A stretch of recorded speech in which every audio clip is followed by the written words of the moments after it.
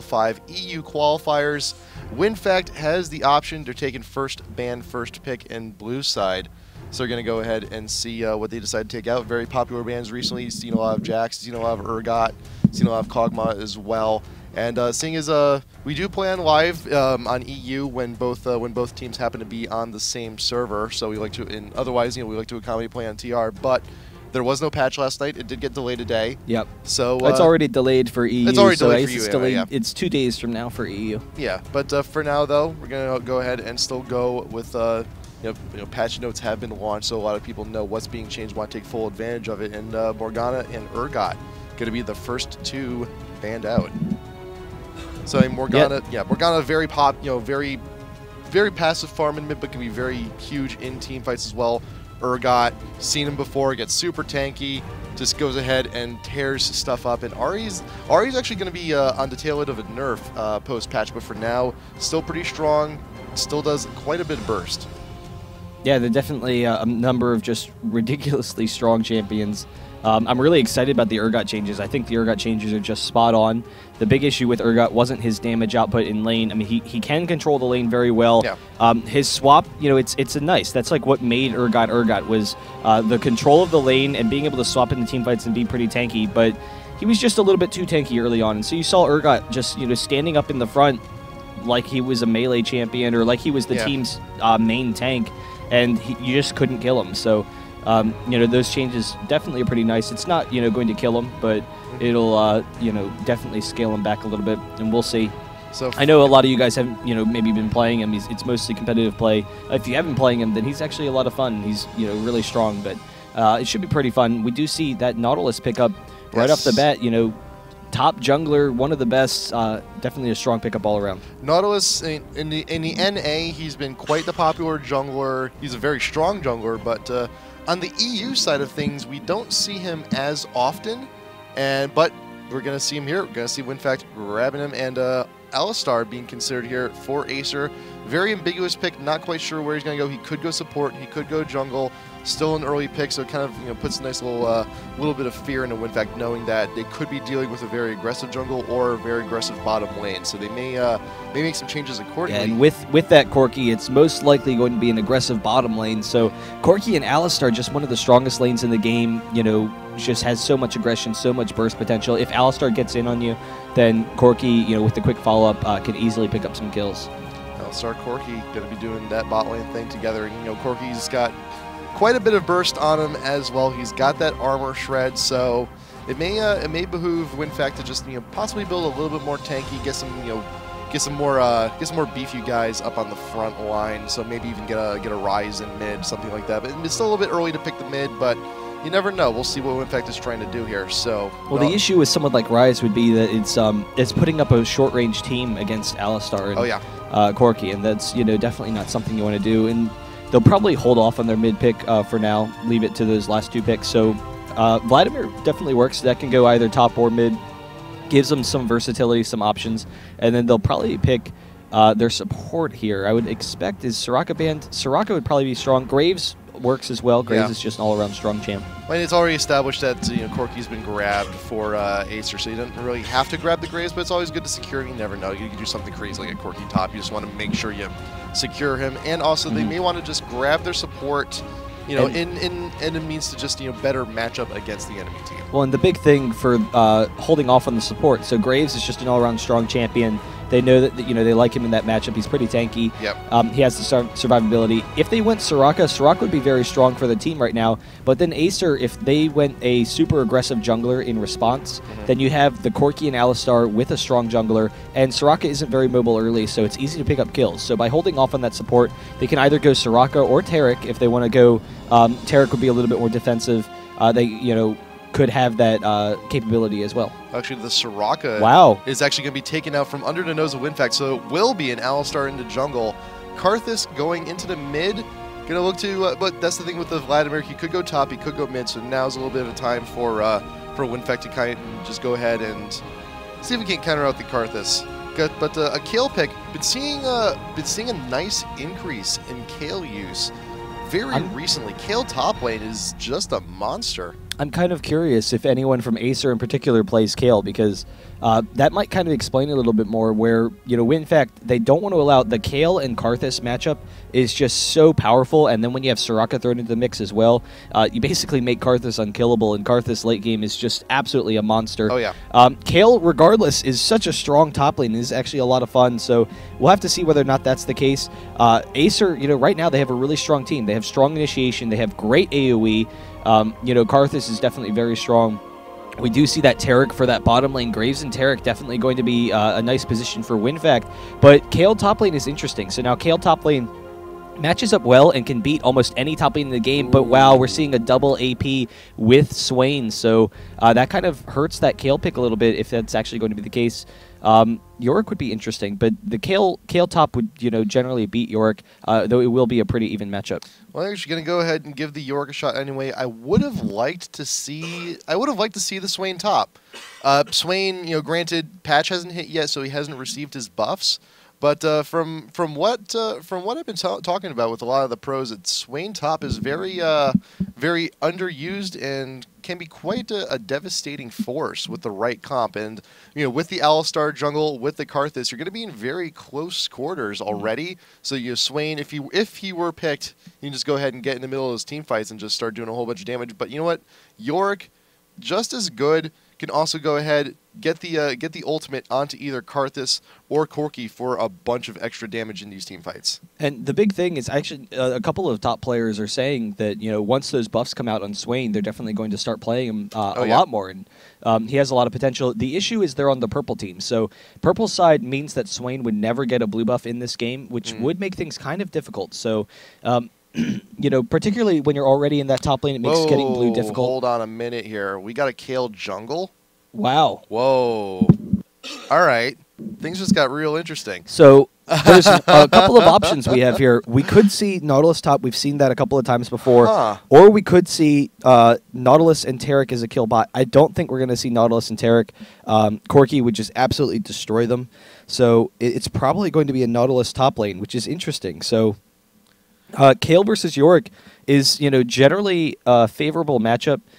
Yorick, he has enough sustain where he can kind of abuse Kale a little bit. Once he gets mana, he can turn it even, and so unfortunately, Kale doesn't get a full advantage from that lane like she would against some other champions. However, Nautilus versus Yorick, I don't know. It'll be interesting to watch. If Nautilus can keep up his shield, then very easily he could mitigate some of Yorick's damage. But I just think Yorick is just too strong early in the game, and he could wear down Nautilus a little bit. But there is a lot of kill potential. So if Nautilus is able to get in range of Yorick, even hook him back, there's definitely that potential. But again, Yorick can just throw up a ghoul, and you throw up the ghoul and stop the hook. All of a sudden you're out of there. It's no big deal. And even then, when you do have champs top lane with shields like Nautilus or also like Udyr and Riven as well, it's the harass from Yorick. A lot of it, he does have his It could be a Nautilus mid lane, which would be interesting. I'll let you continue though. But yeah, when you have champs with shields though, Nautilus on his own is not the fastest guy in the world. So if Yorick were to go ahead and get the slow on him, it's granted, the shield would go and die eventually, but then you have the slow to contend with, and it's a whole bunch of extra damage you're getting piled on there. So yeah, so I just wanted to take a look at the runes and masteries for Nautilus real quick, and he is running attack damage, so that is definitely pretty strong. I have seen AP Nautilus before, not really a competitive game, so I was kind of curious, but he is mostly tanky. I don't know. It'll be interesting to see who he's going to match up against, because whoever he's matching up against, Nautilus has a lot of kill potential. In the mid lane, Karthus would generally be at an advantage. Would be able to just kind of range farm, but that's basically what Karthus does all the time. But Nautilus should be pretty safe against Karthus as long as he's playing, smart and just holds back. And then Nautilus definitely has a lot of kill potential against Karthus. And so Vladimir versus Karthus, it would be a free farm lane. And so maybe their thought is, oh, well, we don't want a free farm lane. We want to get some kills. Karthus, just isn't very mobile. So you have the hook in from Nautilus. Very quickly, you could set up a quick kill there, burst him down. So that would actually be a pretty interesting matchup if that ends up being what we see.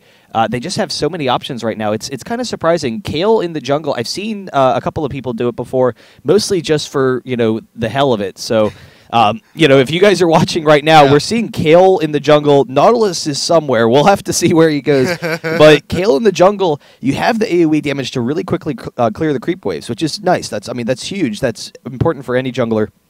The movement speed is great for counter jungling and ganking and so many different things. You have a range disable, which is always great for ganking. And then once you hit 6, that tower diving capability is just fantastic as a jungler. Just to be able to completely man up and just expect to get kills and dive someone, particularly someone like Karth, who's really vulnerable to tower dives. That could be the strength of that pick, is ganking that mid lane. But then again, you look at Kale. She's not someone you commonly see in the jungle. More than likely going to be a little bit slower than Alistar. Plus, I imagine... I think it's going to be Nautilus mid. Or Graves. Could be. Sorry, I'll let you go. But, yeah, there we go. Kale, I can't imagine she's going to be that fast in the jungle, all things considered. I mean, Alistar is definitely going to have the speed advantage. And Alistar, once he starts getting pretty mobile, once he gets the headbutt and the pulverize together... that can be pretty devastating for anyone who's caught off guard. So it's just a matter of, can Kale actually go ahead and make a difference, early on, or maybe even hoping that, WinFakt might just play super defensive just for his first few moments, so the Test can go ahead, get the farm up, catch up to Alistar a little bit, and possibly even go for some of those counter ganks even. Yeah, that's definitely the case. Alistar does have a slight advantage. Kale's, has decent speed, but... so hopefully won't fall behind, but we'll have to see. Alistar ganks are absolutely devastating. I think we're going to see Nautilus mid, though, because we have the Ghost on Vladimir, which means that Vladimir is going to be going top lane. Top lane Vladimir versus Yorick is a great matchup. So, Vladimir in the advantage there, can just farm very easily. Yorick's harass isn't really going to affect him that much. Yorick doesn't have enough mana early, and then later on, Vladimir has too much regen. Right now, we see Acer playing defensively. We have a pretty aggressive level 1 team for WinFakt, so they don't want to allow an engage. But WinFakt, very comfortable with just coming back. We'll see if Kale starts off with red. That would be kind of interesting. Definitely increase the ganking potential. It's seeming like it. You just go ahead, Wraiths. I mean, with the E, you do have the AoE. We did see earlier that Tess is building attack speed runes, so you can go ahead, just get clear the Wraith camp super quick, get red. Get Q and just go immediately towards bot lane and see if you can't get a quick level 2. But from there, though, if that gank were to fail, I feel that would put Kale at a severe disadvantage, especially if Fruity just decides to just go and stick to his guns and farm. But I don't know, we're going to have to see in just a second. Both junglers moving to Nautilus going top. Nautilus is going top. So both junglers now clearing out their first buff camps. Both of them are going to be pretty close to bot lane, so... both of them level 2 may go in for the attempt. So we have seen Nautilus top before. I think it was Voyboy who I saw play it. It was a while ago when he was. I mean, with Dignitas, which really wasn't that long ago. But I think it was like 4 months ago. And I don't think he was all too successful with it, if I recall correctly. And so we'll have to see, if people have kind of worked out how to play him a little bit better. He, has a lot of kill potential. He can match up 1v1 very well. The issue is when ganks come in, Nautilus is very vulnerable to ganks. And so, that ward there, they do see that Alistar actually skipped the Wraiths and going for the red, which is going to hit him a fast level 3 for a really aggressive gank top. So Nautilus definitely has to play defensively right now because Nautilus he's too slow. He's got 300 movement speed, maybe 305. I don't remember, but we do see that gank coming up and Kale coming for the counter. Kale knows. Kale has an idea that the gank is going to be coming quick, and she's there just in time, but can you get there in time? Nautilus is being CC'd by Alistar to Q going down to slow the cow just a little bit. The Tess is here with both buffs to get some extra damage on Team Acer, and will successfully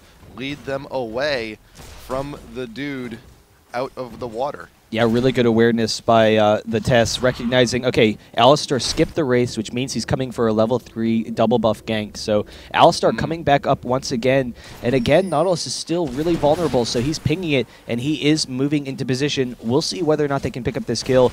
He's actually just going for it, so Nautilus is way out of position. He throws off the hook, doesn't hit it, and this is going to be a kill. We have the Ignite from Shabs. He has the flash onto Godbro, but unfortunately does go down, and the kill goes to Alistar. So Alistar going to be able to pick up a fast gold pretend off of that and, just get a nice early advantage. And Alistar, once you have a quick lead on the cow, sometimes it can be rather difficult to catch up from that. And sometimes, it may not sometimes All-Stars don't even buy the GP10 right away. Sometimes they just go straight for move 5 boots, which could equally be as devastating. You're going to be extra mobile from the beginning of the game, get another kill, and that can be your GP10. And one of the things with the move 5 boots is not only can you be really aggressive. Wow, Alistar, you are such... Gosh. What a jerk. Fruity sitting there in... I didn't want to say it. Fruity sitting there in the bush. And this is the issue with Nautilus top. Nautilus is just so vulnerable in this top lane. He can't escape from ganks, and he's walking down to place a ward. Fortunately, he does get back just in time. Goodbye. Fruity probably could have gotten the headbutt out, and then with that red buff, taking him down to like half or, worse. And then all of a sudden, Godbro would just be done in that lane. And so...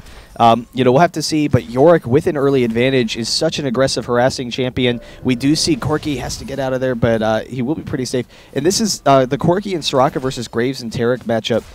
Graves and Taric, they have so much killing potential, particularly against Soraka, who is a little bit vulnerable, to that kind of pressure. But the heal is just too much, and so when you give Corki that mana, Corki can farm against anyone, and very quickly they can out-sustain you, and it will make it a very difficult matchup.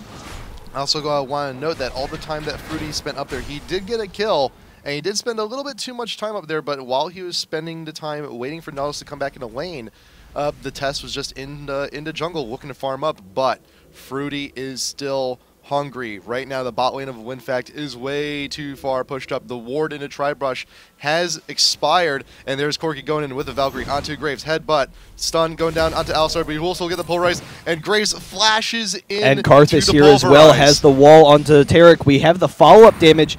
One more burst would have probably taken him down, but Karthus taking a little bit too much damage, and Kale coming in from behind. So unfortunately, that doesn't work out. Yep, Firemane unfortunately flashed into Fruity's Pulverize. He tried to get away, just could not manage to do it. And that's another kill onto another kill for Acer, assist for Alistar. There's the Philo Stone. How much more gold does he have? He doesn't. He needs about 400 more to go ahead and get those move 5 boots. So one more gank. Oh wow! And so Alistar, he knew where the ward was for Nautilus. He can drop a ward in the bush. Well, he was in there when he placed it. And get rid of that. So the pink ward will allow that continued aggression top. And Nautilus, can lane decently with his shield, and he can 1v1 decently with his damage, and he's got a lot of kill potential. But with that pink ward and with the aggressive ganks, there's just nothing that he can do, and Yorick is going to be able to shut down so much of his farm. We have the slow from Yorick, the slow from Godbro as well, and he will use that pull to get himself out of there. Unfortunately, the pink ward will be dropped, and actually we have a kill going mid. Akalord chasing down Karthus through this mid lane. Akalord going in for the dive. He knows Revan's not in the greatest situation, but he is 6. There is the ult.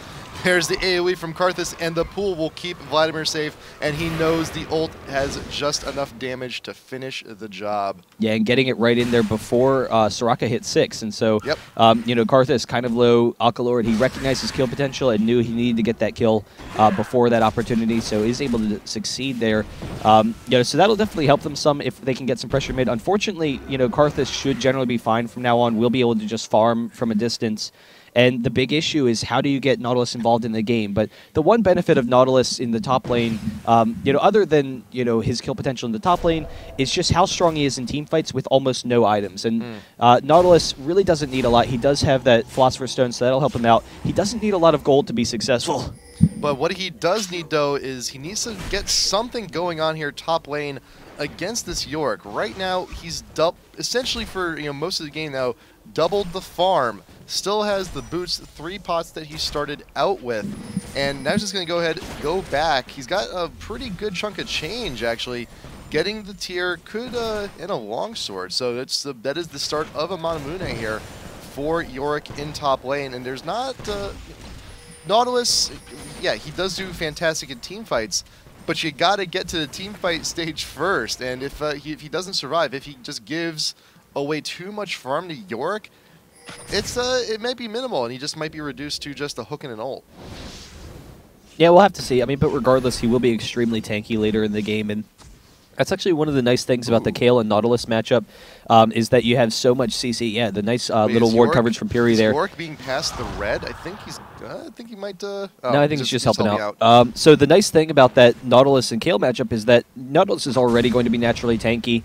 And then with the Kale ultimate, he's going to be basically unkillable. So you have an unkillable tank with lots of CC in the front. We do see Alistar coming up top. Nautilus knows he has to get back.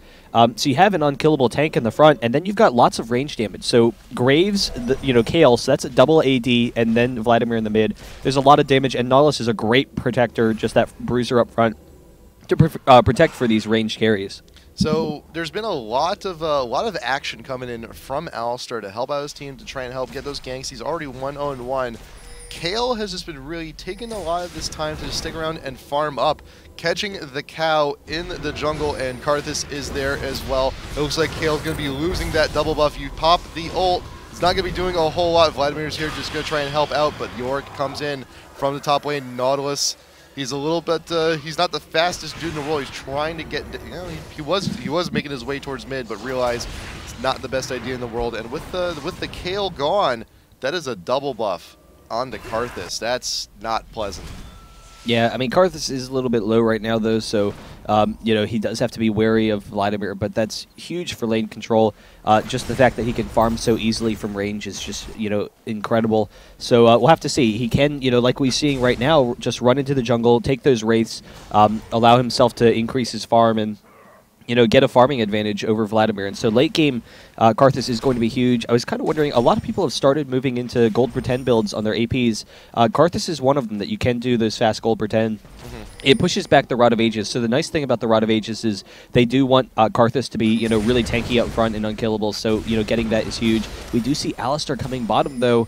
There's not a lot of follow-up unless Alistar gets the headbutt, but Graves should be able to get out of the flash headbutt into the pulverize, though. They will be able to grab this. There's the flash from Graves. He's able to get out of there. So actually really nice timing, but still, it's not enough. Soraka doesn't really give you a lot of kill potential. Yeah, Soraka is really there just to get, keep the sustain up, keep the health up. Keep the silence was nice, though. Silence was pretty good, but for the time, though, like if you look at the gold here on both of the ADs and bot, it's still relatively even. So anything to keep one team back would benefit both teams. And there's the Q coming in from Kale, catching the Alistar out in the mid, trying to keep him slowed, but the wall pain will keep WinFakt away for now. So Alistar will get the safety, but Karthus does get chased a little bit, just for a little bit. Vlad is still around in the neighborhood, trying to grab what he can. I think he did actually steal those wraiths, but there we go. Yorick now being pushed a little bit far into tower, but Nautilus knows what happened in the beginning of the game. There's plenty of ward coverage here also up top from both teams. You got a pink in the try, you got a pink in the river also from WinFakt. Want to try this? It's a little bit of a paranoia game top lane. It's like, man, that Alistar, I don't want him coming anywhere nearby, but the Tess not having a whole lot of presence on the ganks, just really looking to farm. And with an aggressive jungler like Alistar, it's kind of hard to do.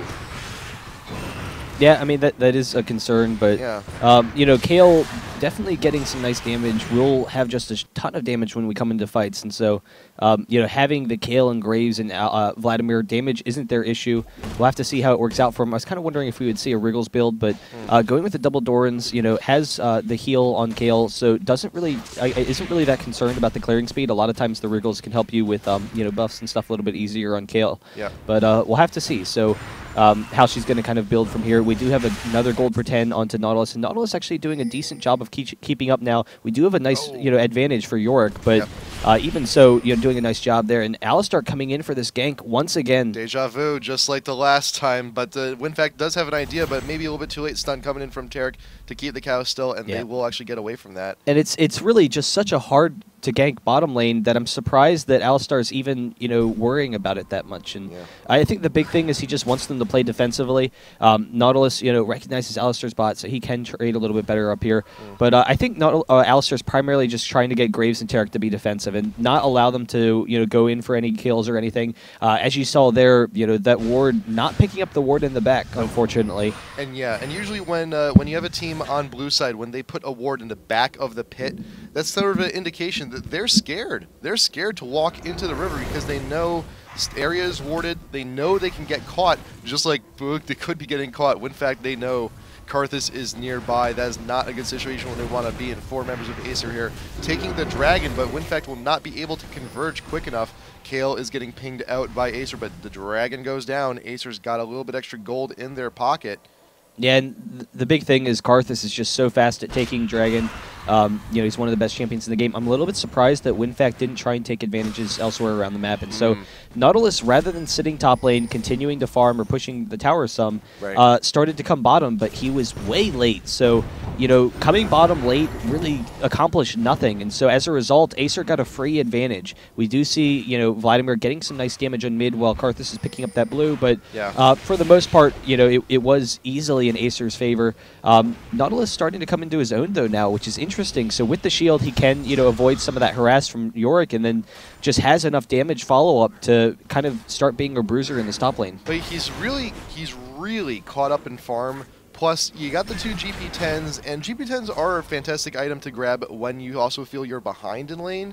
Because, you're recognizing, I'm not going to get as much farm. I need something to try and, recoup my loss. If you go ahead and take a look at gold, 36... 41. It's about a 500 gold difference, which isn't too terrible considering the position he's in. He's down a kill, but the issue with the gold pretends, though, is it weakens your strength in lane, either 1v1 or in fights. I don't think he's looking to kill him. We do see Kale coming up top, though, and so we'll see whether this gank gets off. No, but the issue is it's not that he's looking to kill Yorick. It's that he recognizes he's strong enough to go toe to toe with Yorick without any damage or tanking items. So he can just go for those gold pretends. And so a lot of times you can't just say gold pretends. Oh, I'm behind. I need the gold pretends to farm, because that can actually put you further behind if you can't, match up against your lane partner. But because Nautilus is such an aggressive laner at this point, it's actually working out very well for them. They can go with that. We do see the tests coming in here. There is the ward, though. He's actually trying to get the long gank against Yorick, so come in from behind. Unfortunately, they do see him there, so we'll see whether they respond. Vladimir kind of coming up as well to make sure, Kale can get out of there. And Kale will actually escape. All-Star was getting in position to try and defend against that, but they got the vision on Kale now. Returning to the mid, Alistar will go ahead and readjust his position. In the meantime, Nautilus and Yorick still trying to duke it out top lane. Nautilus still trying to catch up in farm and doing a pretty good job in the meantime. But there's a lot of gold being stocked up by Yorick. There's a lot of gold in Yorick's bank, but Alistar here once again in the river. Wards have expired, but there was the Tribush ward. Godbro had an idea, just not when Fruity was, not the exact time on when Fruity was going to enter the lane, but he was far enough away. Plus, he also got the hook to get away in a pinch as well. So he's learned from his mistakes, and he's going to go ahead and take that with him while he's farming up these creeps, while Yorick does have to back, grabbing the Manamune, and also a Spirit Visage as well. Get some cooldown, and also a little bit extra healing on the E. Yeah, it's a pretty common build for Yorick. It scales the AD and the tankiness for his minions, but regardless, Nautilus has been playing a really impressive game, and even though he is vulnerable in that top lane, he's kind of sat back, not allowed Alistar to get the right engages, and at this point we're starting to see that damage output from Nautilus. It's just so much right now, and he's going to be so tanky in these fights, and their team fight potential is actually really strong. And so the Karthus pick, the AoE in the fights and the late game carry is huge versus Kale and versus Graves and versus Nautilus and Tarek. So that's an issue for them. WinFakt, they have a very short range team. Kale is like 500 attacks range. We do see Kale in this bottom lane, but we're actually going to jump onto Soraka. The quick burst, they're able to take her down. Quick and yeah, so really nice engage there. Now the thing with Kale, 500 attack range. Graves, 525, Tarek's melee, Nautilus's melee. So all these short-range champions are going to be right in the middle of Karthus, who's going to have the wall, which is going to just be so disruptive in the fights. They can kite extremely well. They have so much AoE. However, because Nautilus is so tanky and so disruptive, and because we have the Kale ultimate to kind of prevent some of this damage, they're actually going to have a really strong team fight team. So Karthus is the issue. They need to burst down Karthus, which is why the Yorick kind of helps. They can have that revive on Karthus. Right. But if they can survive through that Karthus damage and survive through the passive very quickly, WinFakt is going to be able to win these fights. Not to mention that just now a Zonia is being purchased for Vlad, so he can go ahead, get into the middle of these fights, deal all the damage he needs to, get the ult, and then be protected, because he's going to be one of the prime targets for Acers. Like, he's AP, he's going to be dealing the most burst damage, plus the ult. He's going to be very sustained, and they want to try and get him out quickly. There are 2 ignites on Acer as well, so I'm pretty sure they're both going to be blown on Vlad if at all possible. But with that Zonia, he's going to be a little bit safer, allowing the rest of WinFakt to just go ahead and deal all the damage they need to in their nice little clump of death coming up. Hopefully within the next 5 minutes, you can see those full 5-team fights. But we'll see. They're perfectly fine with holding off a little bit. Make sure everyone is farmed. I mean, because late game, once Nautilus is unkillable, that's it. So Nautilus actually going with a wit's end, which is interesting. So we'll see. It could be something else. It could be a Ionian Spark, or it could be a Zeke's Herald. But probably a wit's end. The Ionian Spark would be nice for the wave clearing capability, but he already has a lot of wave clearing capability, and the magic resist is huge because Corki and Karthus are going to be dealing so much magic damage. Yeah, but the Ionian Spark is something you also see pretty commonly on Shen, but there's the thing though, Shen, he's a significantly better split pusher than Nautilus is, but for now, the stun going down quick onto Soraka. The heal will keep her topped off. There is a Requiem from Karthus, and right now, this attempted kill is looking a little bit bad now for WinFakt. They're regretting their decision, and now can Tarek actually get away from this? It does not look like he will. Double kill onto Corki. Yeah, that's a little bit gone wrong. That's kind of the issue of that Soraka lane. You have so much regen. We do have a fight going on here. The Tess is going to go down despite that ultimate. So trying to be really aggressive when there's not going to be any bot support. Kind of surprising, but a quick 2-6 advantage for Acer, and a lot of it has to do with that bot lane and the Soraka and Karthus matchup. So that can be huge. We'll have to see. I mean, if they can continue taking their advantages, then they can pressure them to a significant degree, and Karthus will be pretty survivable with that Yorick and with the Soraka, but I don't know. Once we come into fights, I think WinFakt just has so much burst damage, it's going to be kind of tough for them to deal with. Yeah. Usually you see a Soraka pick in response to a Karthus pick to try and mitigate as much damage possible from the ult. But when you have both of them on the same team, in the middle of the team fight, if Karthus ult goes down, remember, I mean, Soraka ult is instant, but Karthus does take a little while. But if you get both down during a team fight, that is a pretty wide margin of health that can just be created in a mere instant. Nautilus trying to get something there on the Yorick. He's getting a little bit too far pushed out, but he knows Nautilus doesn't quite have the damage to immediately take me out. You got some time to get away, and just looking to go ahead and try and push the lane, get a little bit of that gold back, and now you actually see Nautilus is now edging out, just barely starting to beat Yorick and farm. And the longer this top lane continues like this, the wider the margin will go. Now Corki diving in a little bit now onto the Graves. Tarek was not around, not there to help, so another kill for the Corki in the bot lane. The slow does hit onto Karthus, but he will be able to get out of there. Yep. And that's the issue with Corki and Soraka can be such an abusive lane, and having that red buff and having an early advantage. Graves has done very well up until now, but now he can't even go into lane. Fortunately, the tower is down, so Graves can go into that lane, kind of freeze the lane, down by the second tower a little bit, continue his farm. Hopefully he's close to finishing that Infinity Edge. I assume that he's only a couple hundred gold off.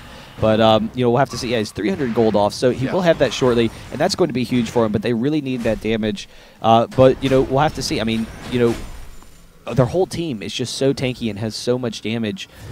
It's really going to be exciting to see how the fights go. And the big thing with the Soraka and Karthus, yes, they can exchange damage very well. We're actually chasing down Alistar here. Going to want to back off, though. That Karthus wall is just so strong. We're going to get the... No, Fruity actually not going to use the Pulverize, so they will get out of there. The big thing with the Karthus and Soraka, yes, they can exchange damage very quickly in fights. However, once they're in team fights, they actually lose a little bit of that strength because... the abilities, they're balanced around being global. So, Karthus, he can't just, use his ability in the middle of a team fight. He probably has to wait till he dies. And with the burst that, WinFakt has in general, once those abilities are on cooldown, they're definitely at a serious advantage.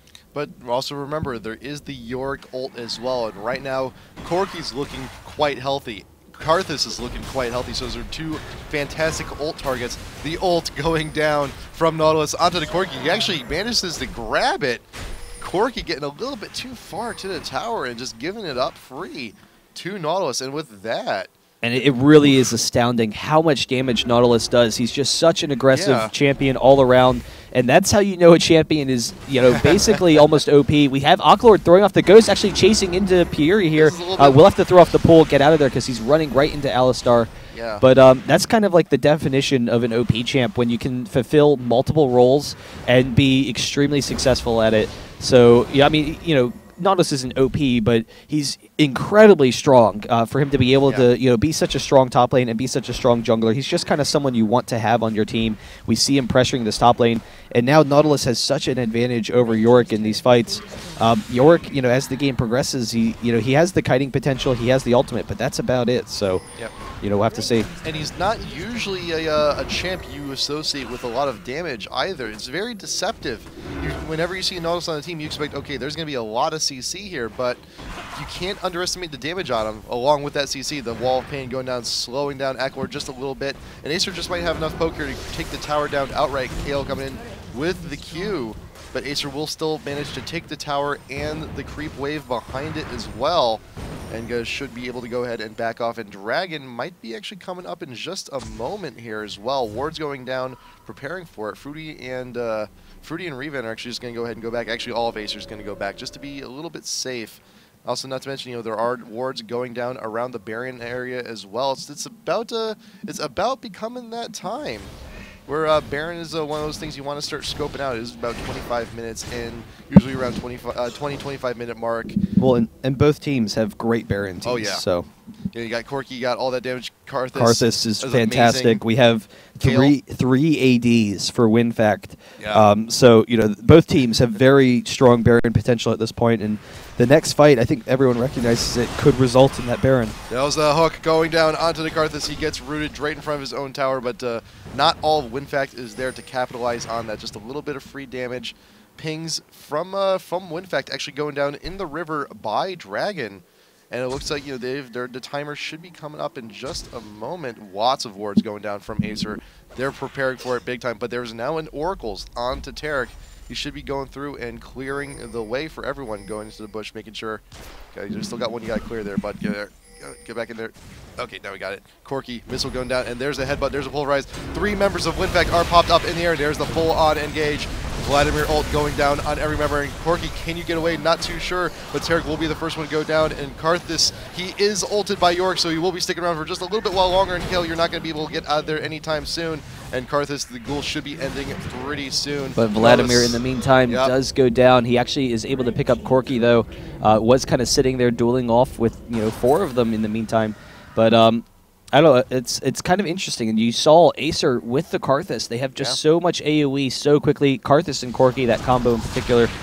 So, with Alistar for the initiation and whatnot, if they're able to get everyone to group, then the wall is just so disruptive, and we have so much damage output. It really is, kind of difficult for them to deal with. But if they can pick off, Karthus early in the fight, and then, disengage or survive through the rest of it, they should be okay. But that Yorick combo, I mean, Yorick, he's really only there for the ult, but he is ulting Karthus, which, so it doesn't even matter. So having, a second Karthus is, clearly going to be huge. And I think, maybe I'm underestimating Acer's team a little bit. Just how strong Karthus is late game is really working out for them. Not to mention, there's also a very good ward play coming in from Acer. It's the ooh, a piece of candy play. You keep on putting down all those wards. Someone has the oracles, and it's just like that episode of Family Guy. You see a ward and you want to clear, it's like, ooh, a piece of candy. Ooh, a piece of candy. And then before you know it, you're right into thralls of a headbutt pulverized from Alistar, and then your whole team's gone. And it's unfortunate, but Oracles was rebought on a Tarek, so hopefully this time he'll be able to hold on to it. And the big thing is, just keeping everyone alive through the initial Karthus. So if they can keep if WinFakt can keep everyone alive through that initial Karthus damage, then they should be able to win these longer fights. The issue is the Soraka, will make them extremely tanky. I mean, just for Karthus to live as long as he is. But we'll have to see, whether or not WinFakt can pull it off, because they have plenty of damage output.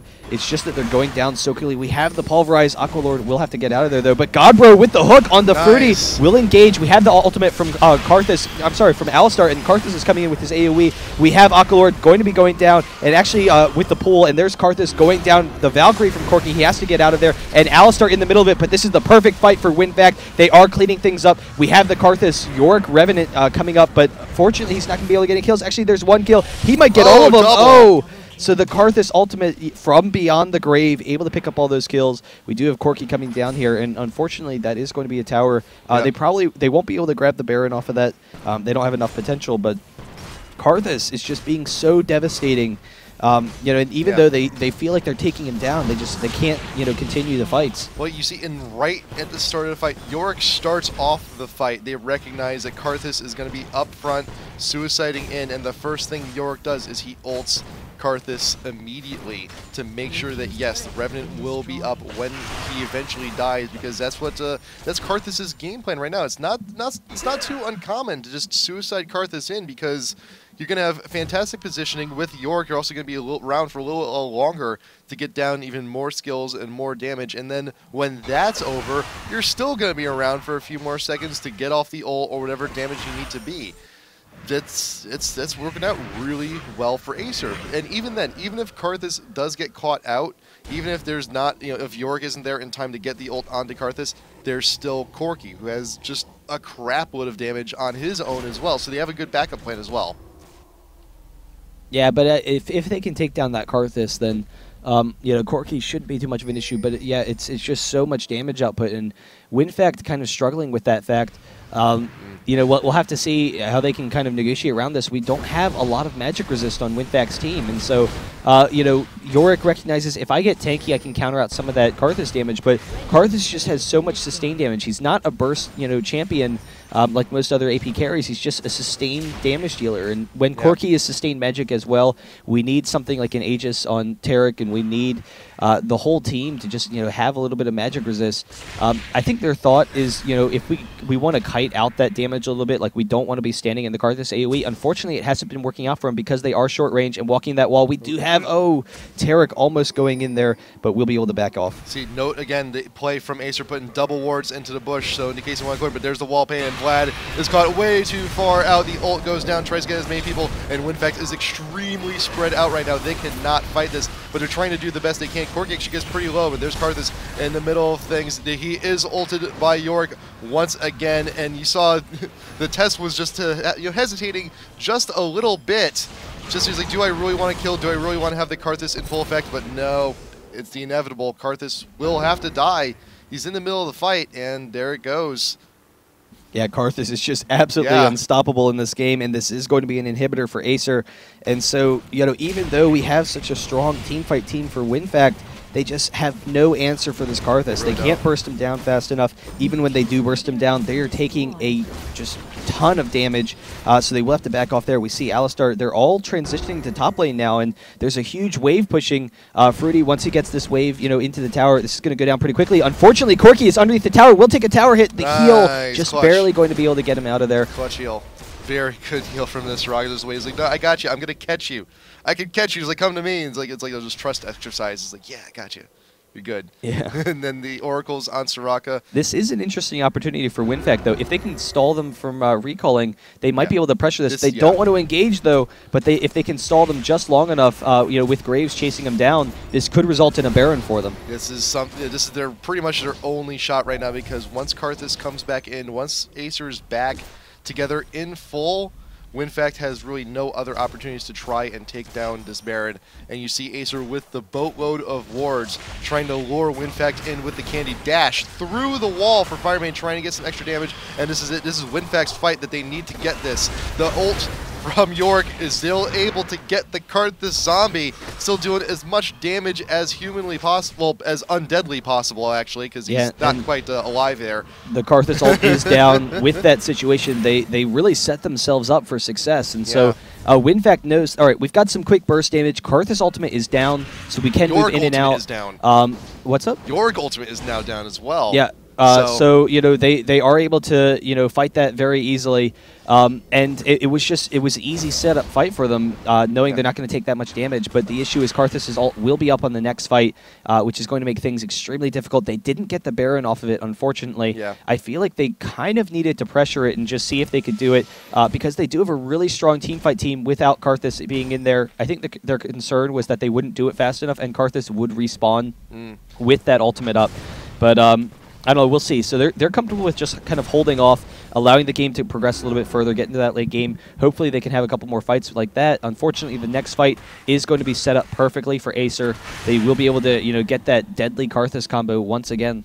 Yeah, the ult from York is just now back up level 3. It's on a pretty short cooldown, so pretty much every team fight is going to be there now, and you're going to have to deal with a pretty huge Karthus double zombie action every single team fight now. So it's now WinFakt. They need to go ahead and consider themselves. Okay, last fight killed the Karthus pretty quick, baited the ult out from York, and they still managed to get away pretty okay. It wasn't the best fight, but they managed to delay the Baron. But the fact is that Acer has a very quick Baron team, quick Dragon team, quick objective team, because you have the Karthus, because you have the Corki.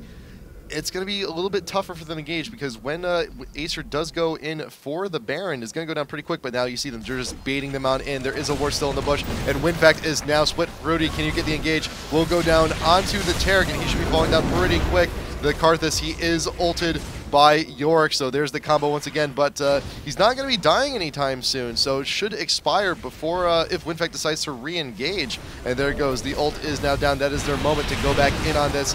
The Alistar does go down first. Aim for the Karthus if you can, possibly. The hook from Nautilus go down on the Soraka, but she does get out of there with Shroy's popped, running around in circles trying to do what she can. The Karthus ult does go down, does not get any kills, but Graves is cleaning up pretty well. There's the Quadra. Can we chase down the Soraka just a little bit, just a little bit more, one more dash. The pentakill coming in from the Graves, cleaning up that fight, and WinFakt is now back in this. Yeah, WinFakt with just such great fight control, and so, like you said, the big thing was baiting out that Yorick ultimate.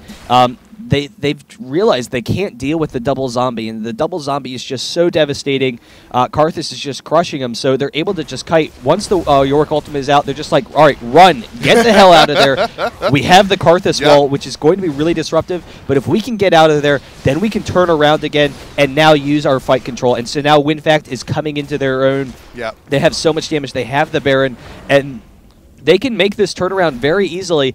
They kind of recognize how to negotiate these fights a little bit more. And the issue is Karthus, all the Acer can do is run at them with Karthus and hope that it works out. Yeah. But WinFakt, they recognize, okay, as long as we can, prevent Karthus from just destroying all of us, we're going to be fine. And now we're getting to the point where they're going to start having that magic resist. They're going to start being a little bit tankier, and they're not going to be taking as much damage from Karthus. So not standing in the AoE anymore, always a good decision. Oh, yeah. And WinFakt very quickly able to get back into this.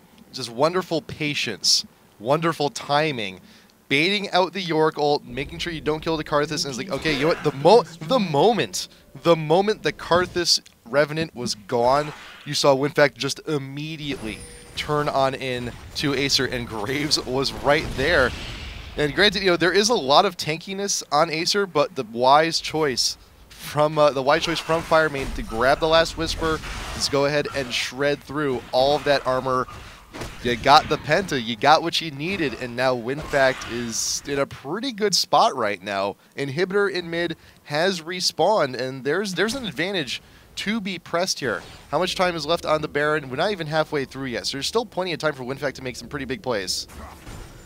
Yeah, definitely huge. I mean, they're so strong right now. It's going to be pretty exciting to see how WinFakt continues to kind of work these fights. And Acer, they don't have a lot of options, unfortunately. They can stall very easily. They can clear creep waves.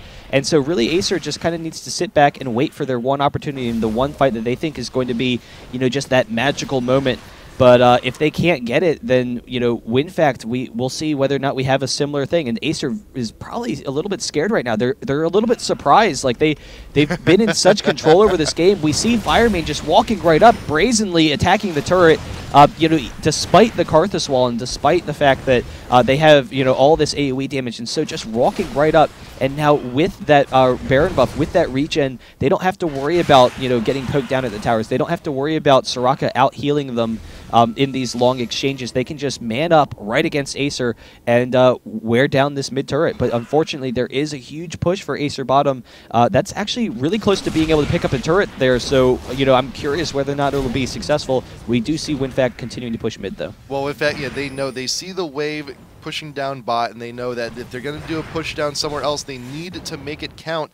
Turret is doing okay. Yeah, And it's fine. So they don't even have to worry about it. If they leave it unattended, though, it's not going to go away unscathed. Probably about a third or maybe even half, if they're lucky, could go down. But they actually, Vlad's backed. Echo Ward is here, should be able to clean that up pretty quickly. So it's, yeah, now it's a bit of a non-issue, but still, that is something that has forced WinFakt to back. So it's just still killing more time on the Baron. And the Tass, you're a little bit caught out there. Just get on back. There you go. Run away! It's Soraka. Run away! Soraka could be worrisome. It could have been someone else. It's a big thing. I mean, what if what if bananas are not part of your diet, man? You got to get away from that. It could be devastating. But the big thing is, despite they didn't really need to back for the push, they just knew, all right, we can't take this base turret, with them sitting there, and an outer turret we can do because we can engage. We have a little bit more opening. Once you hit the base turret, that's like Karthus's territory. You're going to have to walk right up into this tight, packed AoE. You're all going to be standing right in the middle of Karthus's AoE. Karthus, as we said earlier, because they're a short-range team, Karthus will be able to get a wall on almost everyone on WinFakt, and the Karthus wall can be just so devastating with that AoE. And so, they know they can't just push right into that base. They will back off. Their Baron buff is pretty close to wearing off, but even so, the damage has been done, and so they have caught up. There's the Baron buff gone. They will be able to pick up this dragon pretty easily, unless they kind of turn up and see if they can engage on Acer in the jungle. They're looking to bait it. They're camping out in the bush. Oracle's on Tarek. He knows that the bushes are clean, and Acer dragon has been a pretty common objective for them to get quite quickly. But there is the ward in the bush. Nice call from Soraka. Just getting the little bit extra vision. They know, like, you know what? Okay, ward's there. They know we're here. Let's just take it before they get here. They can do it pretty quick, and there it goes pretty fast. And Acer's actually pushing up in mid, trying to get aggressive, despite the fact that with the ward vision they had earlier, they know that WinFakt is nearby. So now they're just kind of doing a nice little do or die moment. They know that if WinFakt engages on here, they will get the zombie Karthus, and they know it's not the best of engagements. The inhibitor is open, but WinFakt is behind them. There is the wall of pain, keeping them slowed. They should be able to get the inhibitor before WinFakt can engage on them, but now Acer is trapped in the enemy base. Will they be able to get out? Will they be able to get a kill or anything? The ult from Yorick, there it goes, being popped onto the Karthus, and there's the first kill. So he is zombied here. Not going to be able to do all that. Now actually coming in, clustering in with the rest of the team, does manage to get the kill on the Grape, so now WinFakt's damage output is severely reduced, but Yorick is nearby, and there comes the Karthus ult. Will he be able to get anyone? Triple kill off of the Karthus ult, but now the Nautilus just has to deal with the Alistar and the Yorick on his own. Should be able to keep them at bay, though. He should be able to back, but man, the triple. Yeah, really nice play from Acer. It looked like WinFakt was going to win that fight in the beginning, but Acer, they recognize, all right, so WinFakt, they want to kite us right now. They want to kite out that, ultimate from Karthus, and they want to kite out the, zombie from Yorick. If we just force the inhibitor, then they don't have any options. Like, all of a sudden, WinFakt has to sit back and be like, well, shit, am I supposed to defend the inhibitor or am I supposed to kite? And so they get the free inhibitor. They force a bad fight for WinFakt to take back that advantage. And so it's just, so strong. I thought that Vladimir was almost going to be able to pull it out. He did pull during that Karthus ultimate, but Yorick taking him down soon after. And so, even though WinFakt, it looked like they were in such great position, they were able to pick off like 3 kills before anyone went down. The third kill was that Karthus, and unfortunately, Karthus did a little bit too much. Yeah, and that's the combo that Acer wanted to get out. See, when they knew they were in WinFakt's base, WinFakt could not afford to kill time, for Karthus, to make sure that the zombie did not happen for him again. But they really had no choice. They really had no choice, and Acer knew, okay, they're at Dragon. We know they're at Dragon. Let's push in, disadvantage the situation, and that's if Acer can go ahead and do that again, Baron's coming up pretty soon. But there's not many more objectives that Acer can try and force that on, except for Baron, and it's a little bit more of a relatively more open space by the Baron area. It's not quite that bottleneck from going in or out of the base, but there is still the possibility for WinFakt here to just kill time on the Yorick ultimate, waiting for it to expire here, just like last time. So Baron is back up, ward's going down, Acer placing their candy. Are they just going to go straight on for it? They're just doing it. They're just going straight on in. WinFakt, they have no vision on this. They have an idea that's going down, but Baron, Karthus is pretty good at taking that dude down and is already gone, and now WinFakt is in a pretty bad spot. Shirelia's being popped by the Soraka in chase. Wall of Pain keeping them slowed, and now WinFakt is in a full retreat back to their base. That inhib is down. It looks like Acer's just going to go ahead and swoop on in for the top tier 2. Just one smack and it will go down. Maybe 2. There we go. Yeah, and so, right now, Acer pulling control back to themselves. WinFakt, they have to remember the magic. They have to make it happen again. And they recognize, all right, as long as we can survive through Karthus, we're fine. But with the inhibitor down and with the Baron, it's going to be really difficult for them to, continue these fights. And we'll have to see. I mean, the big thing is Graves needs to live through the long fights. And Graves, that last fight, was kind of out of position. The rest of his team was all on one side. Graves is on the other. He, was able to grab some kills, but, then going down right in the middle of them. So as long as they can keep Graves alive and he can win those long fights, Graves and Vladimir are their, salvation. We have that Zeke's Herald on, Kale. He's had it for a while now. But that, that's definitely really nice when you have like a physical damage team. It gives them a little bit more sustain. They have, plenty of tankiness. We'll have to see whether or not they can do it. Yeah, they know once Graves is a pretty huge chunk of WinFakt's damage, and that also speaks to the pentakill he got earlier. He's definitely capable of turning these fights around, so he's prime target right now for Acer. He had a Quicksilver sash. He sold it. I wonder why. That could have been huge for him, but either way though, WinFakt, they're here trying to defend the top tier 3. And this Acer's is going to go ahead and keep on pushing with their advantage. Just slow. The wall pain going down onto Godbro. Free hits. And just waiting for the minion waves. And every time the minion wave comes in, they're just going to go in, chunk the tower out, get out, and they can just repeat as necessary. And right now, they're just going to go straight in, just straight up harassing WinFakt, actually. Not even caring about the tower. Yeah, and they can play really defensively here, and no, bot's going to push, mid is going to push, and so they're forcing WinFakt to engage, and WinFakt, as we've seen, they don't want to, they can't just walk right into Karthus, so Acer, really just kind of capable of playing this really passive game and slowly wearing down on WinFakt. They're actually going to transition to bottom lane, so actually, sorry, the mid. So the inhibitor does respawn, and they can force a fight once again, like we saw earlier. Godbro right out in front, trying to get the hook on anyone he can. I'll start going straight for the headbutt, pulverize onto the Kale, but Karthus is once again right out in front. Where's the York ult? There it is, and now Karthus is a zombie, looking to get more kills wherever they may be. Vladimir does go into the Zonias, but will fall soon after. He's not going to be doing him all too much good, but Karthus does finally die. Here comes the Requiem. How much damage? A pretty good deal, but 1 for 3.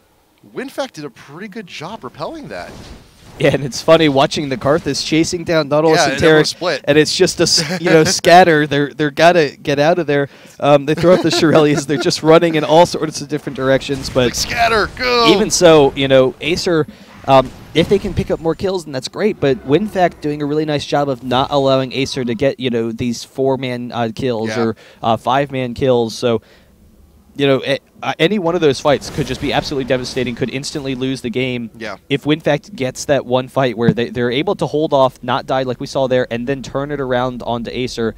Very quickly, they could just win this and push down, take an inhibitor, do some heavy damage to the base. Able to keep that inhibitor up is huge. So with that inhibitor, down, it makes things a little bit more difficult for Acer to force fights. They can force fights by just pressuring the inhibitor, but we saw there WinFakt doing a pretty good job of staving that off. So here's the situation now, because we're very closely hitting the 50-minute point onto this game, and it's already passed. Like right now at this point in the game, usually around 40-45 minute mark. From that point on, an ace from either team could pretty much mean game. Towers are pushed sufficiently far in where if Acer gets an ace, they can just go swoop in, inhibitor, Nexus turrets, and game. If WinFakt grabs an ace, once again, like before, pentakill on Graves, pretty amazing. They can go in, if Baron is up, they can take it, zoom right up through the mid. Either team's fully capable of doing that, because at this point in the game, death timers take a little bit long for everyone to come on back up. So it could be plenty of time for either one of these teams. And both teams, we've seen both teams doing extremely well in team fights. And Acer, once they get, and now WinFakt has gotten even more to odds with what Acer's trying to do. If York ults Karthus, just try your best to not kill him. Even if you do, and if you happen to do kill him, just everyone scatter, wait till he's done doing his, little angry "I'm dead" tantrum, and then just re-engage. And both team fights for both teams have gone in both favors. This is getting pretty ridiculous. This has been ridiculous this entire time already. Yeah, and I mean the late game team fight potential for WinFakt is just so strong. And again, it's all about whether or not you can survive the Karthus. Yeah. So we'll see whether or not they pressure this. The Baron will be up soon, so they're actually keeping themselves in a nice position. Don't want to allow Acer to get that head position. So if Acer is able to pull themselves in there, they could maybe pull something off. We'll see. WinFakt maybe going to try and pick someone off, or maybe even rush it, but. They have so much damage right now, and I think it's always kind of underestimated how much damage Kale has late game. So we have two ADs that just deal a phenomenal amount of damage. Vladimir as well. And the big thing with Kale is the short range, which is going to be vulnerable to the AoE. But if they can survive the Karthus, they're not going to get back in time. And Acer's just going straight to the wall, charging up the mid, because mid inhibitor is still naked. WinFakt is quite aware, and the inhibitor should fall before WinFakt is able to get there and rescue it. The wall of pain does go up, and the inhibitor goes down, so the super minions should push, and Acer will have that feather in that cap when Baron respawns in just a little while. Until then, is going to go ahead, ravage through WinFakt's jungle once again, take the blue. But WinFakt, they're pretty angry about that. It's like, oh man, I can't believe we left that thing open. They're both in very close quarters here, just a bush away from each other. Everyone's all clumped up. Whoever gets a superior engage should be able to take this. But there's still plenty of wards here from Acer, but they have no more. Used up the last one, so they cannot do their piece of candy play here over by Baron once again. If they want any more wards, they're going to have to go ahead and back. Tarek still has a few. What's WinFakt going to do? They could also just charge up mid on their own, but base race situation right now, Acer could definitely win that out. And Acer's they're staying very close by. Bush coming in through the back. Shirelia's being popped. Will you get the engage? Godbro's a little bit too far out. Wall Pain not going to grab the Nautilus. Yeah, and so WinFakt is going to be fine. They will probably go top lane. Just get the momentum. We do have a lot of momentum for Acer, for WinFakt on the bottom, and so that's actually going to be really close to taking a tower. We'll see whether or not it actually drops, and so that kind of puts pressure on them so that they can't defend Baron as easily. But they are just coming straight for it, and they have such a strong team, such a fast Baron team. And Graves, they can force this fight. Graves and Kale are also once again too far away from the Baron. They have no choice. They have to go in and get the engage. Stun going down onto the Corki, and the ult from Nautilus pops pretty much everybody up. But Acer once again has the Baron, and now are in full pursuit. Tarek does have to flash away to try and get away from this. Turret does go down. Bot tier 2 to the minions, but WinFakt has bigger problems on their hands right now because Acer has once again taken Baron from under their nose, and now they're in trouble. Yeah, and so Acer pushing down this mid lane. We actually see the Shirelia's pop. They're just going to backdoor this bottom turret, and so WinFakt not going to be able to defend it fast enough. This is easily going to go down. This is going to be an inhibitor also, or at least very close to it. WinFakt, they need to Still engage, split. but they don't really have a lot of options. We do see the wall holding them off, and so a second inhibitor goes down, and unfortunately WinFakt is just scared to go in because of that Karthus. They pop the Shirelia's, but can't really pick anyone off, so they have to back off. And now with two inhibitors down, with the fact that, WinFakt already doesn't want to engage on Karthus, Acer can just sit up top, allow bot and mid to push, and very easily, just slowly wear down on WinFakt. Yeah, it's quite unfortunate too, because with Baron buff, Acer can just go ahead and keep continuing this pressure. However, it may be a little bit tough to get in on the Nexus. So right now, that's WinFakt's only option. If Baron buff is still up, if they're going to continue to push, the only place they have to fight is back at their two Nexus turrets.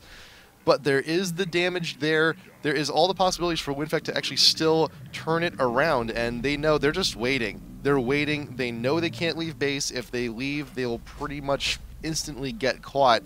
So now it's waiting for the inevitable. Acer has free reign of the map. They can do whatever they want, and WinFakt knows they're just gonna have to sit on their hands and wait for them to come by and visit with them with their the mail that they had while they were on vacation. So It's going to take a second, but Acer's prepping up for the big push. Mid lane has a pretty good wave following behind it, plus the super minion's still there.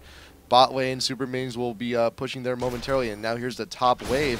Acer's looking to try and once again get this top tier 3. Poke going down from the Karthus leaways overall, and there is the hook from Nautilus trying to bait something out, but no, there is the full engager. The Shiroi is being popped. Karthus getting right in the middle of the fight, popping off the Zonias, but Yorick ult still has not been used. We're focusing on, and there is the Karthus ult getting all damage needed. Karthus is down, Nautilus is down, but WinFakt is pretty weak at the moment. Yorick ult is also still up. So it looks like they just kind of baited out the Karthus kill just so they can have the ult for this increased push onto Nexus turrets, and Acer is still going to go through and try and get these pushes and get the kill and possibly the game and the headbutt. Pushing Vladimir to the back line, and Kale will go down as well, and this looks like it's about it. Fireman can only do so much with the Taric. They're the only 2 members of WinFakt up, and there goes the second Nexus turret, and this should be it. This is game 54 minutes in a fantastic display, but in the end, Acer goes ahead and take it. That's game 1. Yeah, that is game one. And Acer, I mean, just, both teams showing great, finesse throughout the entire thing. Acer having that Karthus play. A little bit surprised we didn't see the ult on him in that last fight, but even so, Karthus was just so devastating the entire game. That was game 1. It was. This is WinFakt, I mean, they had a number of fights where, they had a lot of control. Yeah. They were able to kind of bait out that Karthus, able to move in and out and have enough CC.